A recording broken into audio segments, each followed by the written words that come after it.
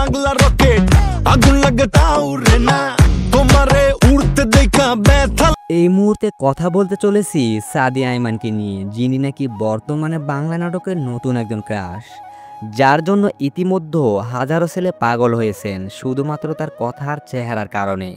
তার একটি ওয়েব ফিল্মও দেখেছি, তাও আবার রোমান্টিক বয় অপূর্বর সাথে। ফিল্মটি ছিল মায়া শালিক। এটা দেখার পর আমি তো পুরাই অবাক। নাটকটি এতটাই সুন্দর ছিল যা সত্যি আমাকে মুগ্ধ করেছে। তো যারা এই ফিল্মটি এখনও দেখেননি তাদেরকে দেখার আমন্ত্রণ রইল। আপনাদের কাছে অবশ্যই মায়া শালিক ফিল্মটি অনেক বেশি ভালো লাগবে। তো সে যাই হোক, আজকের এই ভিডিওতে আমরা সাদিয়া আইমানের বয়ফ্রেন্ড, পরিবার, বাড়ি গাড়ি, ইনকাম, লাইফস্টাইল, আসল পরিচয় ও অজানা সকল তথ্য সম্পর্কে জানাবো।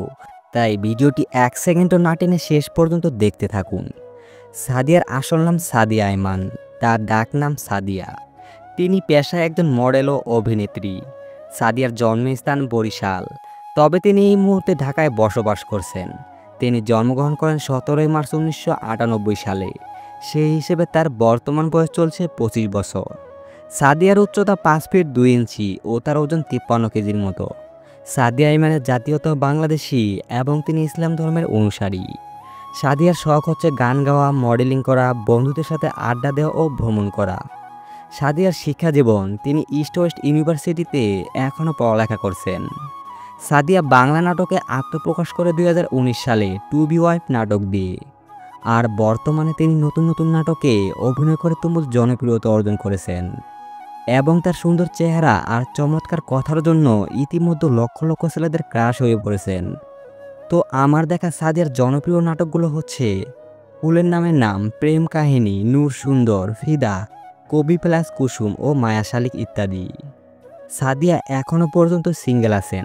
বর্তমানে তার কোনো বয়ফ্রেন্ড নেই বলে তিনি দাবি করেন।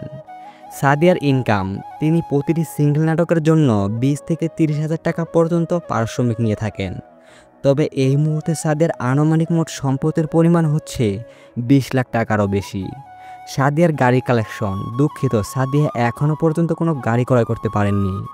সো ভিউয়ার্স, অসাধারণ চেহারার অধিকারী সাদিয়ার নাটক দেখতে আপনাদের কাছে কেমন লাগে তা কমেন্ট করে অবশ্যই জানিয়ে যাবেন।